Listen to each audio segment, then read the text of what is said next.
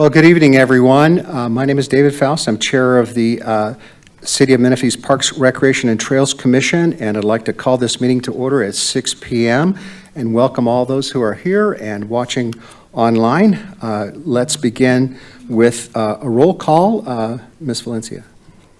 Commissioner Goodroyce? Here. Commissioner Matoyer? Here.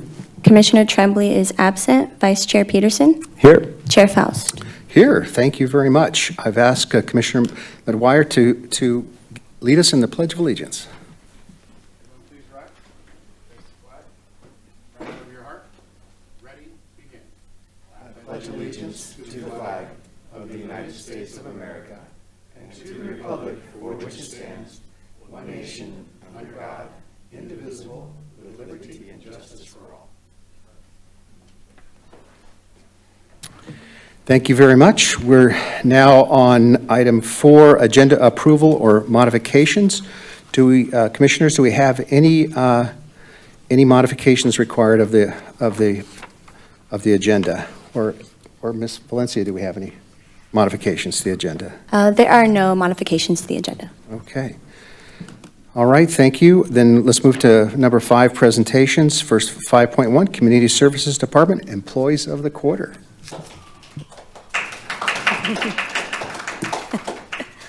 Good evening, Chair and Commissioners.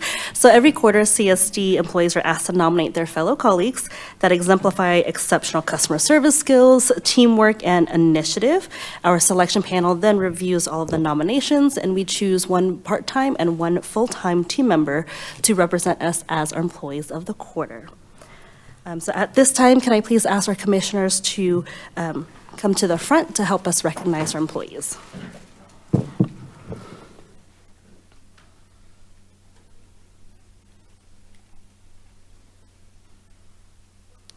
So first, I'd like to begin with our part-time employee of the quarter, Kelly LaFleur.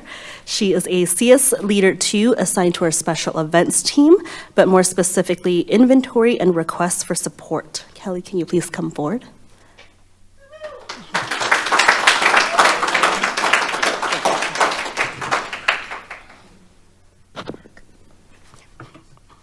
So this nomination is extremely well-deserved and actually a long time coming. Kelly has been nominated 7 times in 2025, and for good reason. Kelly joined us 2 years ago and since then has been assigned to our senior center as well as our front desk admin team before joining the special events team.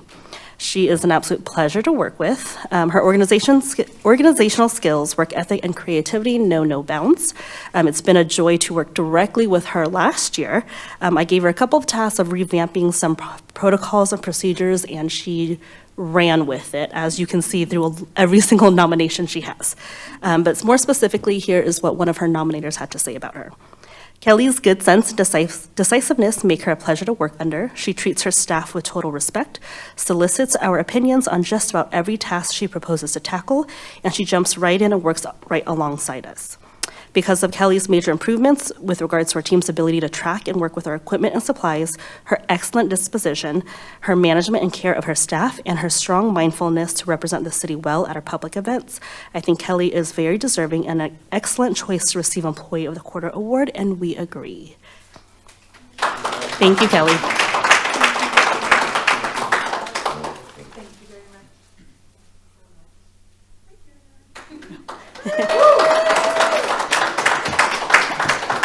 Our full-time employee of the quarter is Aaron Narcisse, our supervisor overseeing parks and right-of-way. And at this time, I'm going to hand it over to Bryce. Aaron, can you please come up?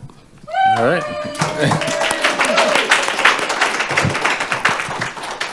All right. Yeah, we definitely want to congratulate Aaron on being the employee of the quarter. It's well-deserved. It's well-deserved as he is one of the major puzzle pieces that helps run the parks and right-of-way maintenance for the city. He supervises 11 full-time, multiple part-time. He oversees 22 parks, 6 million square feet of right-of-way landscape. And in all of that, he always puts his staff first. He sacrifices his own time to help his staff at work, outside of work. He's a big team player. Aaron not only helps with his immediate team, but he also helps the whole city, the department, and everything be successful in those ways. the most recent accomplishment that Aaron has helped with, he's one of the biggest parts of creating the turf management program that we implemented this year.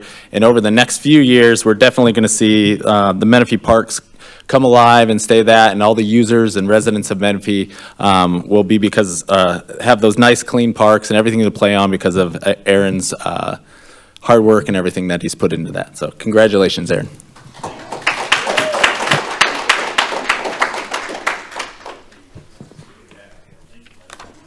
Congratulations to Kelly and Aaron on this accomplishment and for representing our departments so well. And thank you, commissioners.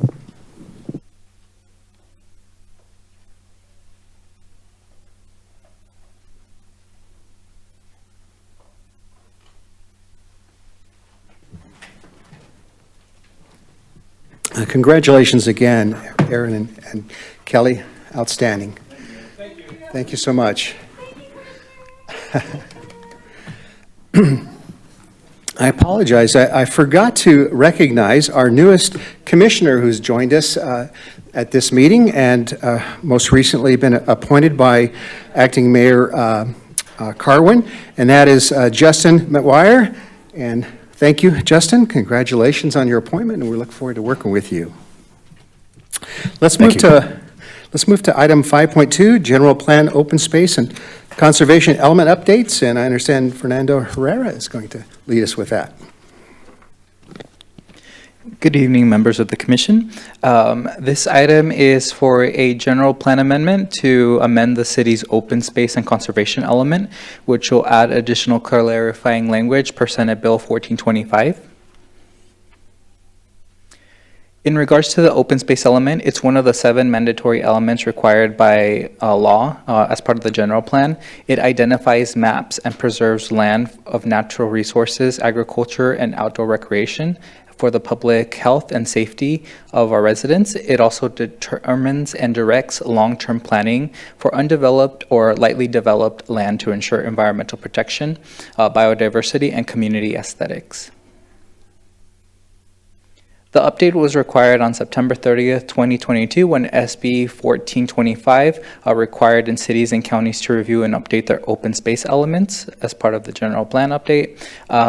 For the city of Menifee, we did look at our element, and basically everything is already covered, but we want to go through and ensure that everything is crystal clear.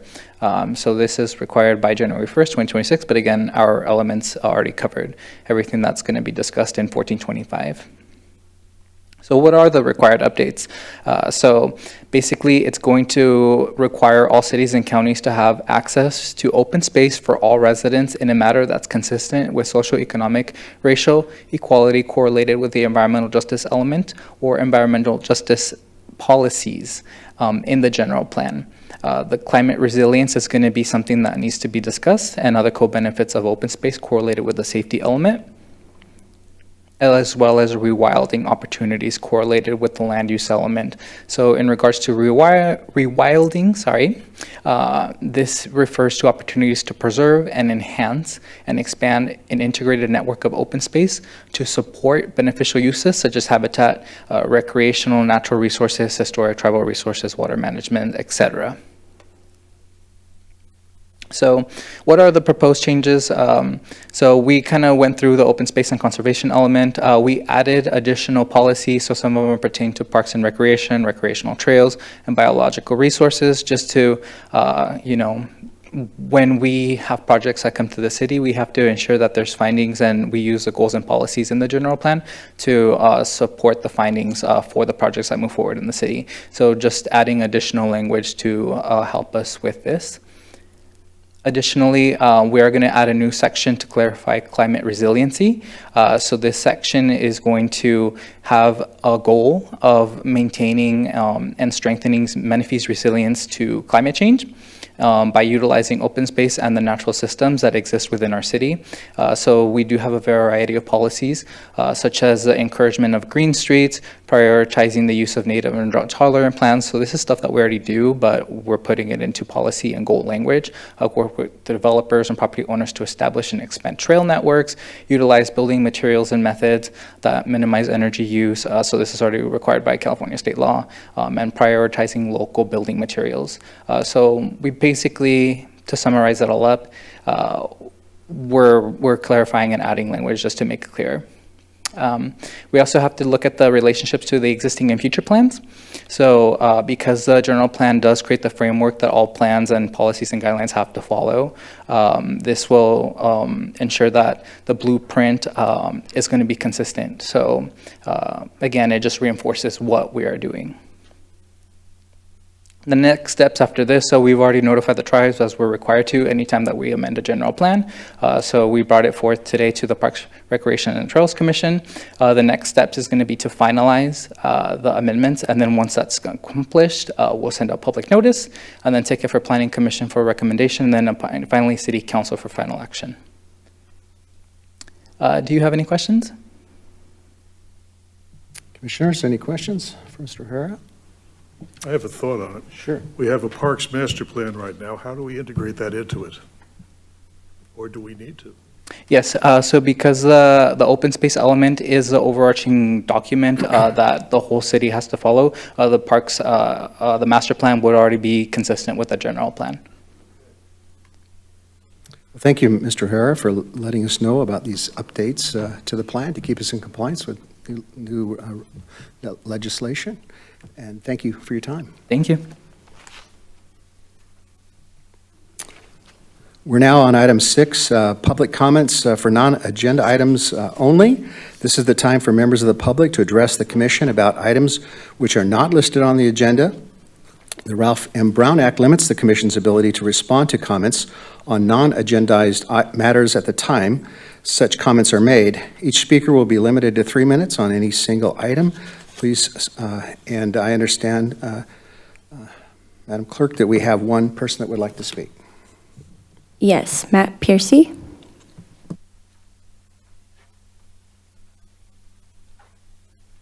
This is my first time at one of these, so I have no idea what I'm doing here. But Well, welcome, Matt. thank you for letting me come up to speak. My name is Matt. I've been a resident in the Canyon Lake and Menifee area for the last 7 years, and I'm a frequent user of the Salt Creek Trail.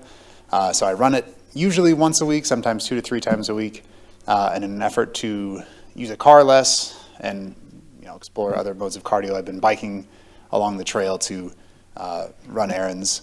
And now that I'm coming out of my winter hibernation and starting to use the trail a little bit more, I've thought of a few suggestions for improvement that I wanted to bring before you all. First is the possibility of adding trash cans or some sort of like waste management along the trail, probably along like Murrieta Road or Bradley Road, like the intersections with major roadways. I've noticed that trash does tend to accumulate along the trail. Some people dump waste, and I know that trash cans probably wouldn't resolve like the larger waste items, but it could still be a good way to encourage people to dispose of their trash not on the trail. And then as summer's coming up, I tend to use the trail a lot more during summer. And as we all know, summers are very hot down here. And I've been on other trails in other parts of the country, similar trails where there's a lot of green cover, and the idea was to plant trees that could, preferably native trees that could offer shade along the trail. Even 40 to 50% shade coverage can reduce the temperature of the asphalt significantly. And I also know that trees take time to grow, and this probably is not going to be something that yields results immediately, but as we tend to have, as we have year after year that become the hottest year on record, I think this would be pay dividends in the future. So I just wanted to bring those to your attention if you're not already aware, and thank you for your time. Thank you, Mr. Piercy. Appreciate your comments. We're now at item 7, approval of the minutes. Commissioners, hopefully you've had a chance to review the December 4th PRTC meeting minutes. Are there any corrections that are necessary? And if not, can I have a motion to approve? So moved. Second? I'll second that. And all in favor, say aye. Aye. Aye.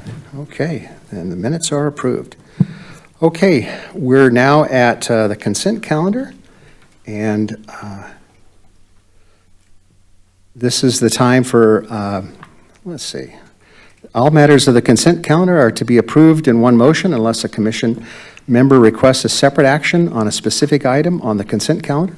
If an item is removed from the consent calendar, it will be discussed individually and acted upon separately. Clerk, are there any requests to speak on the consent calendar items? There are none. Okay. Can I have a motion to approve the consent calendar unless there's someone has something they would like to discuss? I'll move to approve that one. Can I have a second? Second. Okay, all in favor, say aye. Aye. Aye. Aye. All right, it's unanimous. The consent calendar has been approved.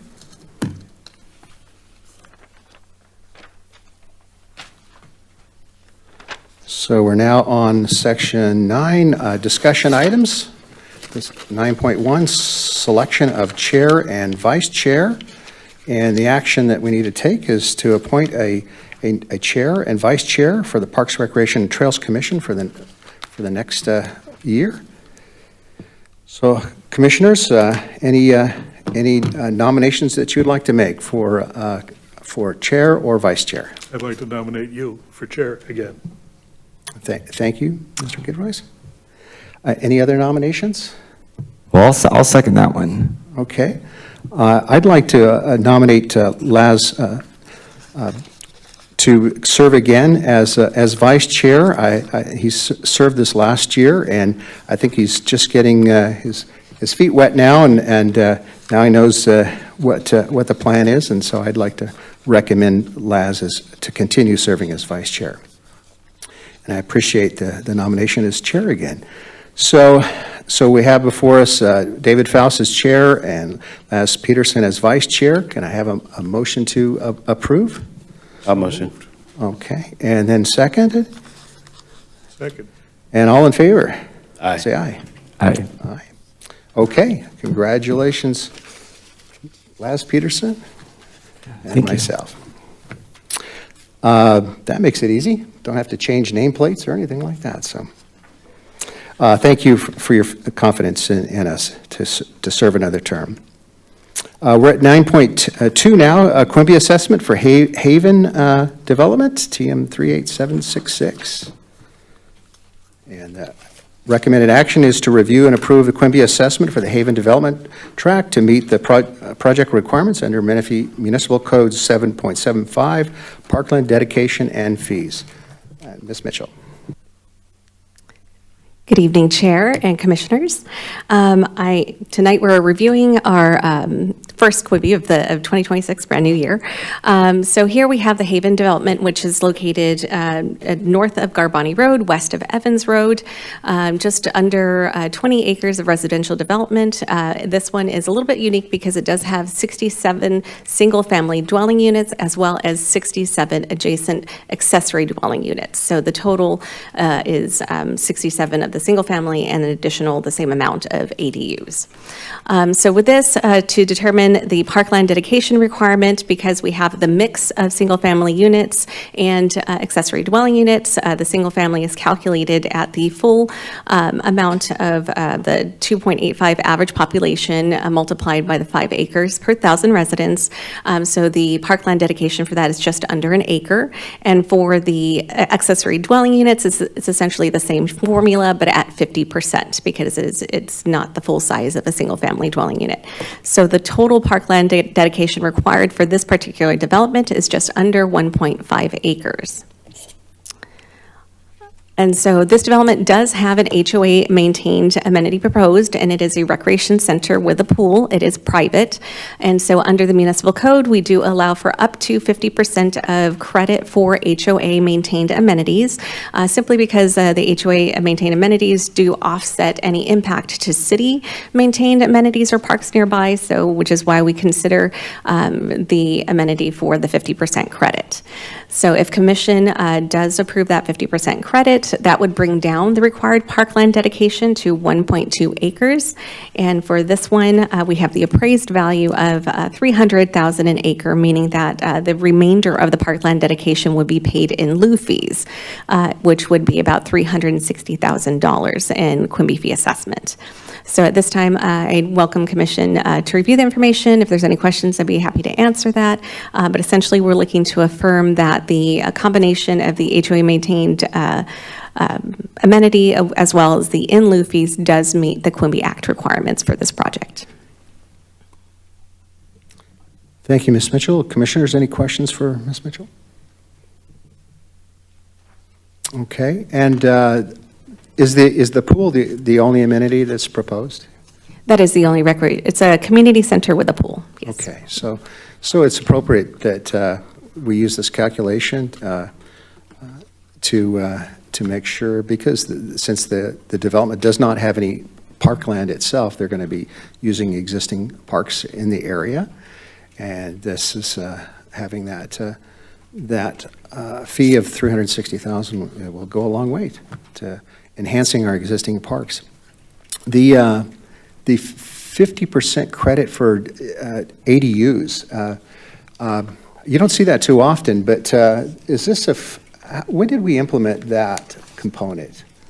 So it's not credit, it's just when we assess the fee, it's 50% because it's, the ADUs can't go over 1,200 square feet. So Oh, okay. we assess it at 50% of the single-family unit rate. Okay, but ADUs are fairly new, so we added this 50% Yes, to address that. to accommodate that. Okay, commissioners, if there's no questions, then can I have a motion to approve and basically certify that the calculations and fees are correct? So moved. Okay, a second? I'll second that. All right. All in favor? Say aye. Aye. Aye. Any opposed? Okay, that is passed. Thank you very much. Now let's move on to 9.3, which is the Quimby assessment for Oakstone, used to be called Menifee Vista, I believe. And our action is to review and approve the Quimby assessment for Oakstone development, track 38128, previously Menifee Vista, to meet project requirements of the Municipal Code, Chapter 7.75, Parkland dedication and fees. Ms. Mitchell. All right. So here we have another development, Oakstone. This is located west of Byers Road, northeast of Getz and Valley Boulevard. So if you're familiar with the area, it's just a little bit south of where Cimarron Ridge is. And this one is 96 single-family dwelling units with just under 30 acres of residential development. So the parkland dedication for this development is just over 1 acre, so 1.3 acres. And then for this, there is a HOA-maintained amenity, which is a park. It's 1.25 acres with a tot lot, active play spaces for various ages, picnic tables, benches, as well as a walking trail and some open turf area for recreational purposes. So kind of the same lines with the Quimby assessment calculation. We do offer 50% credit for HOA-maintained amenities. And so 50% of the 1.25 acres is just over half an acre. And so if we remove, we add that credit to the parkland, required parkland, we're just over just under 0.8 acres that needs to be paid in fees. So we have the agreed upon value of $300,000, which is similar to what has been recently appraised in the area. So the in lieu fees would be $223,500. So again, asking Commission to review the information and agree that the proposed HOA amenities are active recreation amenities, so would be eligible for the 50% credit, and that the remainder of the parkland dedication be paid in lieu fees. I'll be happy to answer any questions. All right, thank you, Ms. Mitchell. Any questions for Ms. Mitchell? Commissioners, okay. Can I have a motion to approve the calculation and that it meets the requirements of Municipal Code 7.75? I'll move to approve. Okay, we have a motion to approve. A second? Second? All right, all in favor, say aye. Aye. Aye. Any opposed? Okay, it's unanimous. Thank you very much. Okay, let's go to item number 9.4, Capital Improvement Program Quarterly Update. Mr. Bryce Howell. Yes, I'll be presenting that, Commission. And we brought this back as if from requests or not back, but we will have our quarterly update. We had it in the consent before, and we realized that we really want to get in depth for you guys to be able to see what's happening with the capital improvement. A lot of times over the last year, it just seemed like a lot of them were we're in design. So we are starting to actually move forward on those projects that were in design, which we're happy to, and that brings a lot of things up for the public for use. So as you can see, there's 14 projects that we have either in design, some of them are in construction, and that goes through there. We have our target completion dates. This is just the schedule, our kind of overview of description of those, and I'll go through a lot of those on these following slides. So one of the biggest ones that has been in design and going is the AMR skate park improvements. What that is the ticket booth and a ranger station that'll be there at Audie Murphy next to the skate park. Both of them will be at that location. They're two separate buildings, but they're both on each side of the skate park. They're on the east side of the park. This is going to council for construction in March for approval, and that would be the contractor that's there. The total estimate construction cost is right around $600,000, and that includes furniture and everything that's in there, contingency, anything if we run into issues. So we have the building that was a pre-engineered building that we already have. With that, will be hauled over there. They'll put that thing together, and then our rangers will have it. As you can see, the diagram below, so the ticket booth, it's a smaller, about almost a little under 300 square feet. And then the ranger station altogether is about 900 total square feet. You have your multi-purpose room. They'll have a large office for multiple rangers in there for their station there to be able to, with their computers and everything, their docking stations, we'll be able to put programs on there with the multi-purpose room. It'll be, so the rangers can have the youth and adults and everybody there at that station. So we're excited to get this. This has been a couple years been working on this, and finally we're at that point where we can get to the construction, and we're looking to be able to complete this summer. So open up and for the public on that. We have two other ones that are going into construction this month and then the beginning of next month. So the park and facility multi-use buildings, those are the locker rooms. They're temporary locker rooms that we're having behind for parks and facilities staff, park rangers as well, that will be able to use that. And that's behind Fire Station 7. So those are the locker rooms. We're putting electrical, plumbing, and everything into that. That starts February 27th. The construction on that. It doesn't impact any of the fire station or nothing like that. It's on the back part of it, so it won't impact any services or anything at the fire station. It's just that's where we have our maintenance yard, is behind that. And then the roof rehabilitation, so the silicone roof that's on top of the KC Center, not as you can see on that picture that's there, it's the white part. So that's getting redone. We've had some leaks over the years. It's an older building, so we're just keeping the upkeep on those that is going. And that starts in another week, February 23rd. And that one itself will take about a week. It'll move pretty quick.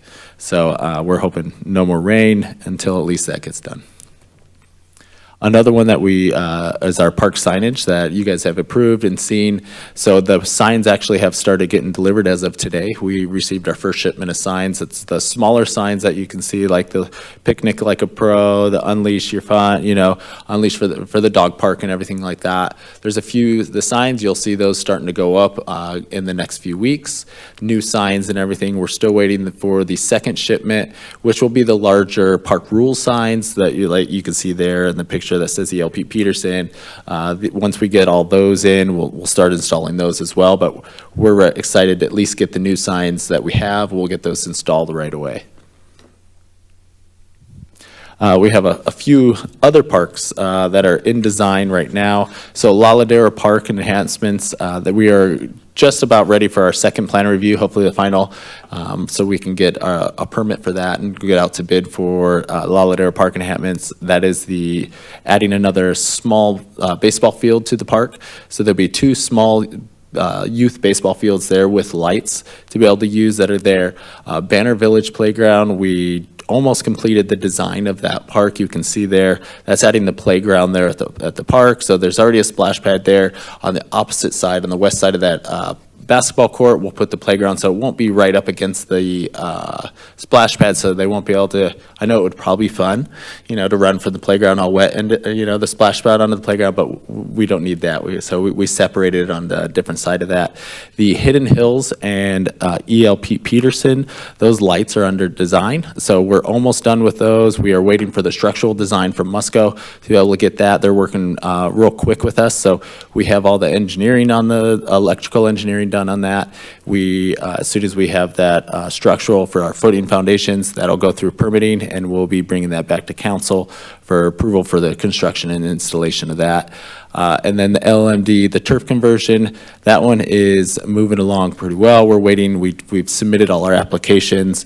We're about 90% done with the design of it, so we can, that we've already had enough to be able to turn in for the application, so we can go out to bid for the construction for that, to be able to remove that non-usable turf in the right-of-ways that we don't have a lot of funding. A lot of it's potable water, so we'll be able to replace that with drought-tolerant landscape.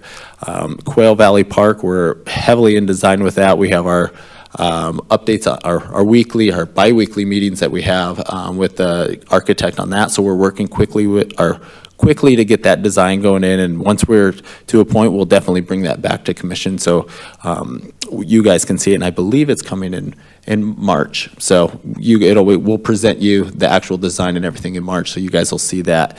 And then Sun City, we're just still waiting. This is the month once we'll hear back if we receive some grant funding. If we didn't, we have funding, but we wanted to try to get some grant funding for that. So that would kind of counteract for some other, open up some funds for some other projects, even that one itself. But if we hear from that month, we hear this month from that, if we don't get it, we're already ready. We'll go out to bid and we'll be moving along with that project. And then Central Park Amphitheater, that's in there. That's moving along. It's still at a standstill just so that as the beams are getting manufactured, our CIP is running heavily with that. So those won't be start being delivered until May. That's the estimated time on those that they're going to be coming. So they're being in Switzerland, they'll be shipped over here, and then they'll start installing those in May.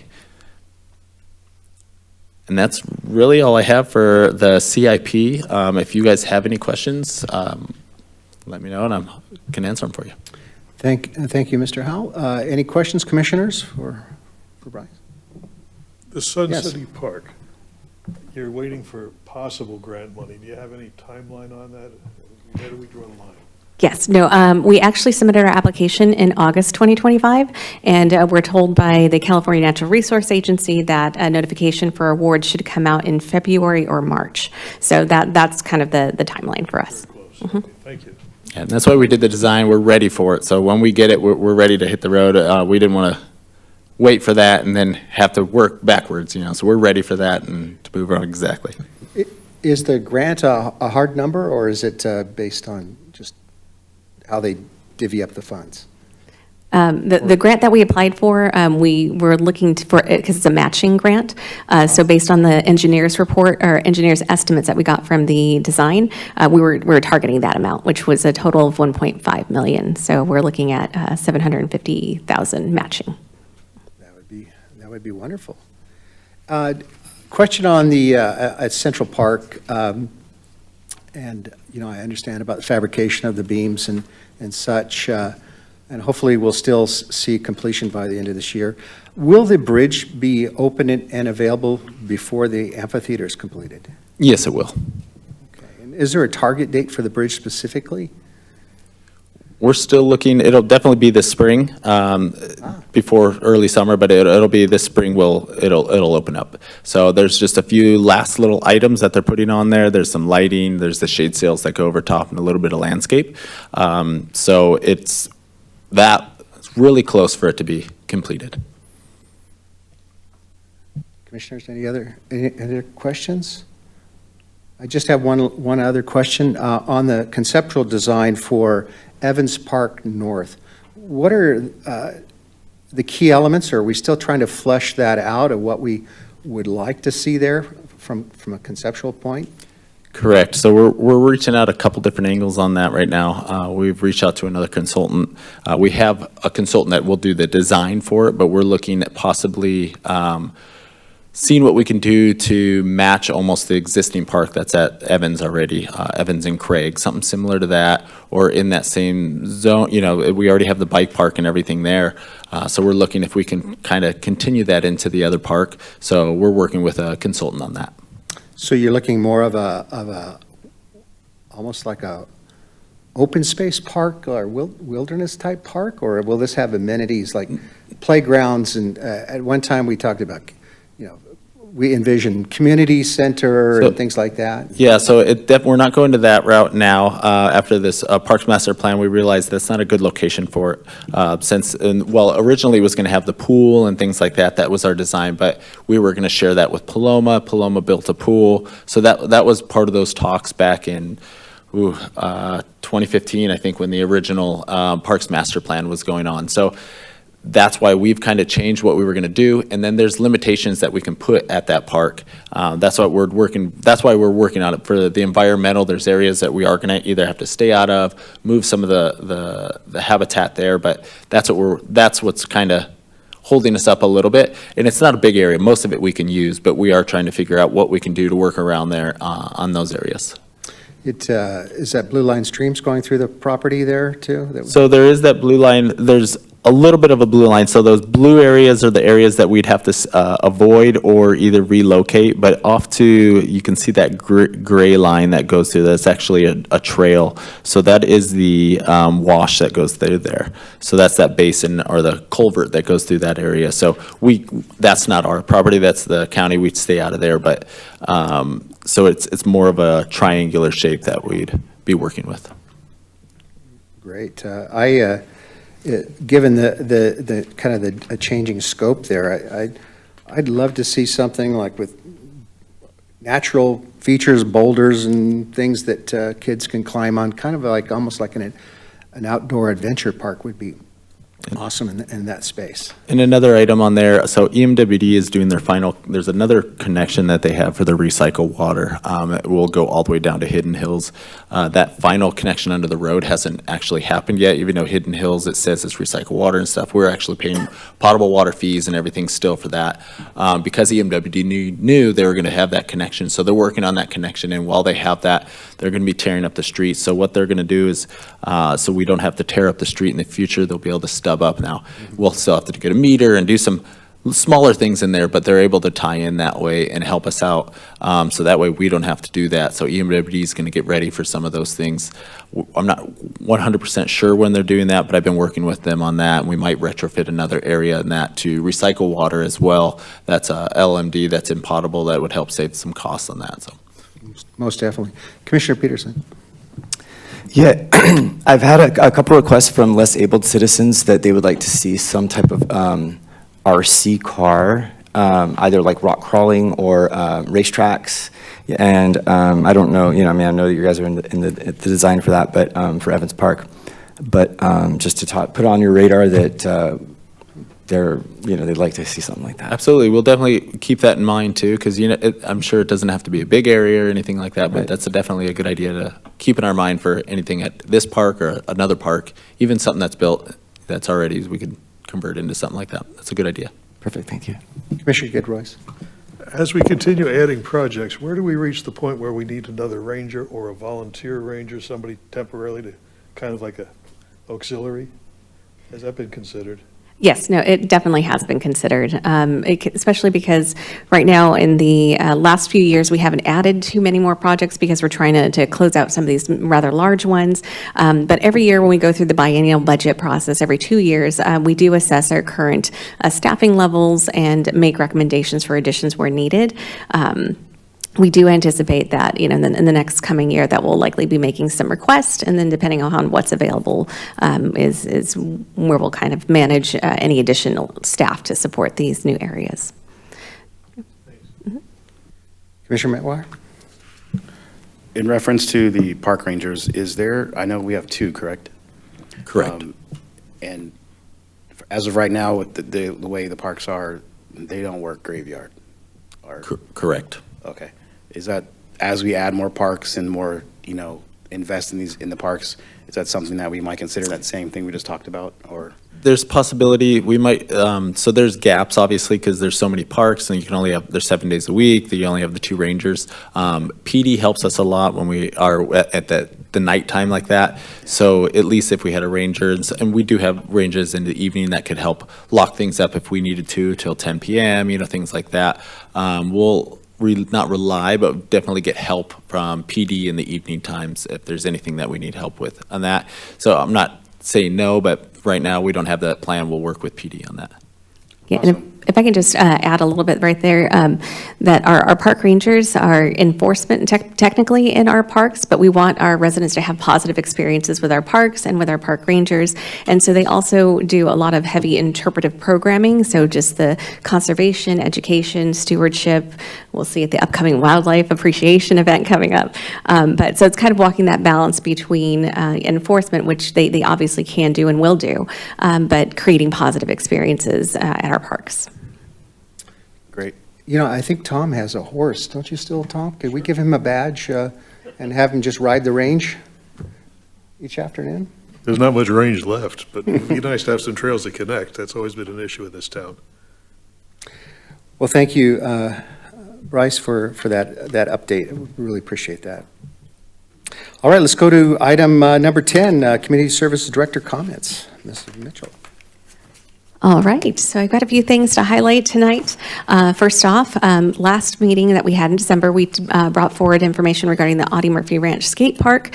And so based on the feedback from Commission, we have organized a public meeting that is going to be taking place on Wednesday, February 11th at 6:00 p.m. It will be hosted at the Community Services Department in the North Annex Building.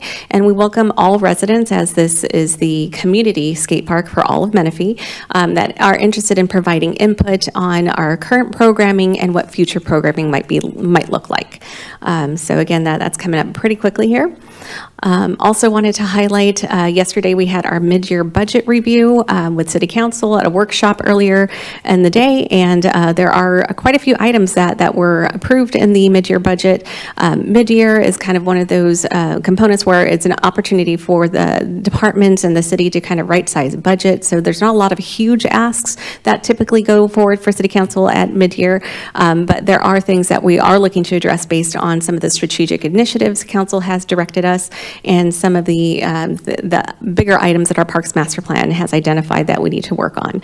And so some of those things in our operating budget, we got additional funding for the Central Park turf replacement, because as we know, with the Civic Center parking lot, Paloma Wash Bridge, pedestrian bridge, and the amphitheater, turf is looking a little, worse for wear lately, but there's a lot of construction going on. So as the amenities come into fruition and completion, phase 1 will kind of concentrate in the area directly in front of the Paloma Wash pedestrian bridge, looking at mid-cycle at updating phase 2, which would be the area directly in front of the amphitheater. So, but we did get approved for additional funding for phase 1.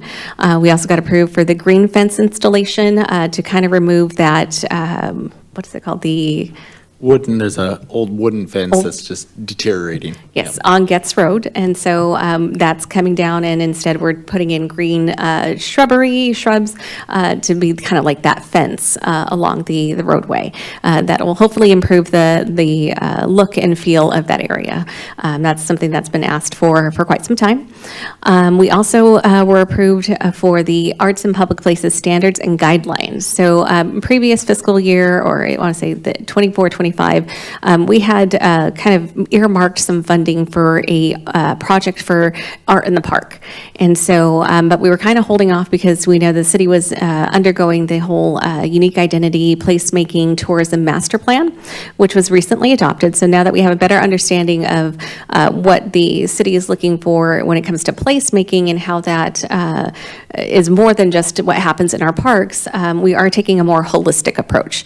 So what we've done is move that $100,000 that was in the CIP budget and moved it into our operating budget, so that way we can engage with a consultant to help us create these standards and guidelines for not just art in the park, but arts in public places, meaning, we can talk more about the utility art box program, sculptures in our roadways and right-of-ways, and different things to kind of pull it all together, because again, we want Menifee to feel welcoming to everybody who comes through, and we wanted to take a more holistic approach to that, including looking at ordinances that would help incoming commercial residential development bring in some of those components for us. So that way we're not, burdening the entire cost of adding art to Menifee.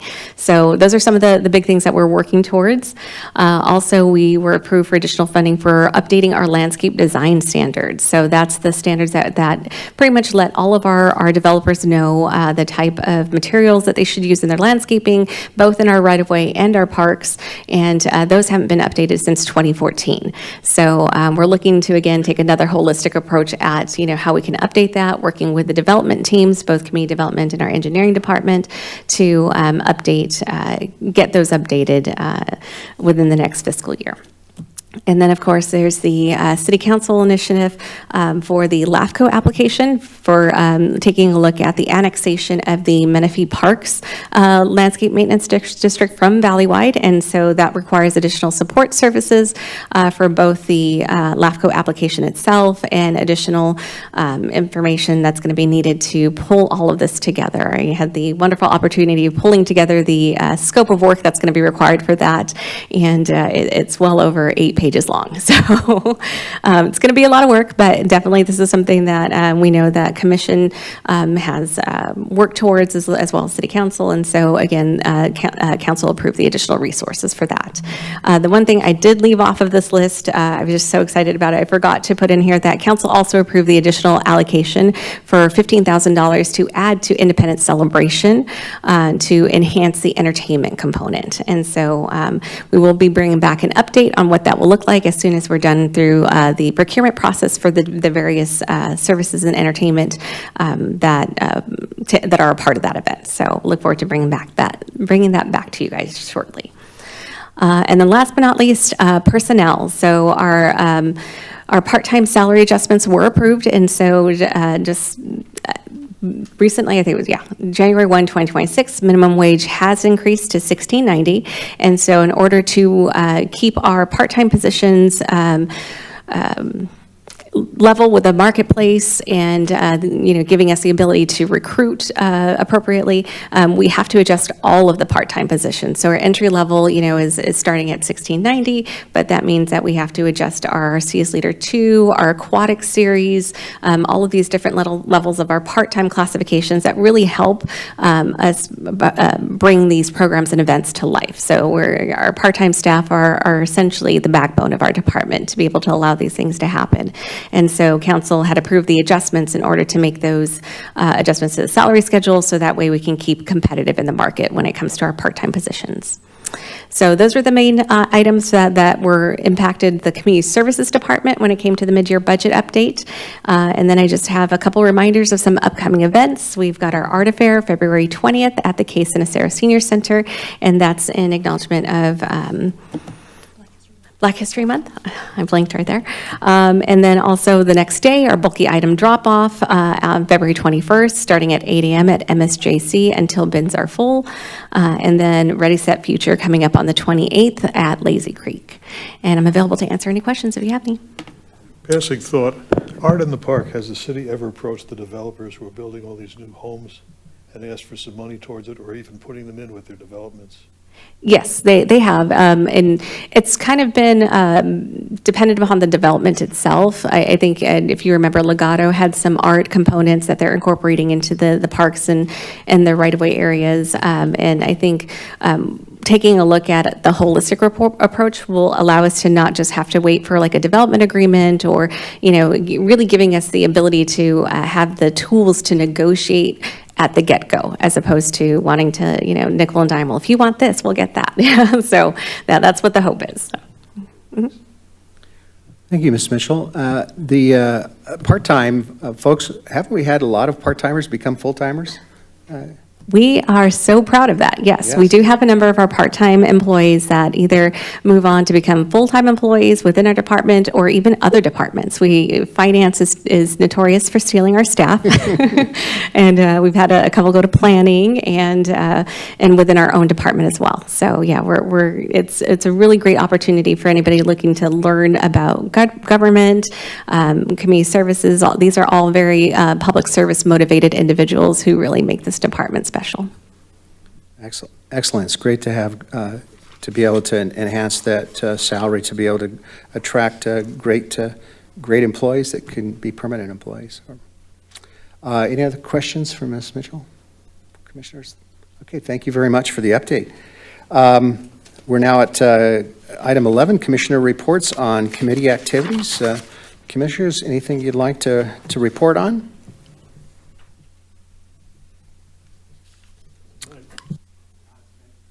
We've, since the holidays, I wasn't personally able to attend the tree lighting ceremony, but Commissioner Peterson, do you have some comments? As always, the tree lighting ceremony was a blast. I mean, everybody was smiles and happy and enjoying, and it was a lot of excitement, and the kiddos were obviously just their eyes were like this the whole time. So it was always, as always, a lot of fun. The snow was definitely fun. Besides that, I had a chance to actually visit the basketball, the Menifee Basketball League over at Spirit Park a couple times. And it was very exciting. There was a lot going on there. And I think we need a couple more basketball courts maybe. But besides that, it was cool to see our staff out there setting up. And you got to give a shout out to the hard work and effort that they actually, I mean, it's a lot of work to get that place set up and ready to go for those kids. So very cool. Besides that, I think it's been quiet. So thank you. Any other comments, commissioners? I just wanted to report that kind of related to our work here with the commission. I've been elected as secretary for the Menifee Interfaith Community Services Council, and that nonprofit works closely with community services on a lot of events in the year. And also I was elected to the Menifee Valley Historical Association Board of Directors, and also the Historical Association is working more closely with the city on events and to honor and our city's heritage. So I do just want to let you know that of my involvement with that. Commissioner Mitwire. Just a question, because, this is my first time. What do we have in place when, and correct me if I'm wrong, some of the things that we do for the youth in the city of Menifee, because of our parks, some of the stuff is scheduled at Valley-wide, correct? Valley-wide parks, or no? So like the Menifee Softball League, that's not being practiced in games at Valley-wide Park?